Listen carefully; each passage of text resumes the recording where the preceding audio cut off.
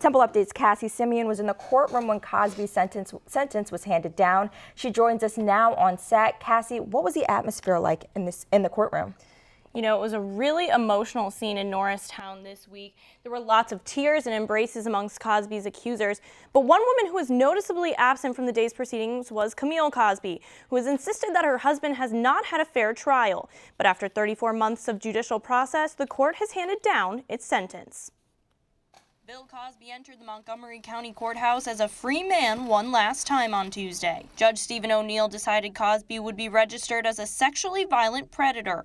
Under Pennsylvania law, it's defined as a mental abnormality or personality disorder that makes the person likely to engage in predatory sexually violent offenses. Mr. Cosby's accusers burst into tears as Judge O'Neill delivered the 3 to 10-year sentence. Andrea Constand watched on as a man who was once her mentor was now sentenced to prison. Cosby's defense team threw what the prosecution called one last Hail Mary to appeal for bail, claiming a tape presented by the prosecution was faked. Ultimately, Judge O'Neill denied bail. Cosby removed his suit jacket, rolled up his sleeves, and removed his watch before sheriff's deputies put handcuffs around his wrists. Outside the courthouse in the pouring rain, attorney Gloria Allred, who represented some of Cosby's accusers. This is a very important day.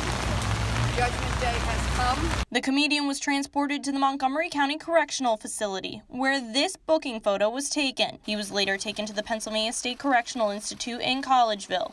America's dad, now a convicted felon. Now, Mr. Cosby's lawyers plan to appeal the ruling, but Cosby will most likely spend at least 1 year in prison before any appeal is heard. His accusers say they will be there every step of the way to fight that. Mr. Cosby will be eligible for parole in 3 years.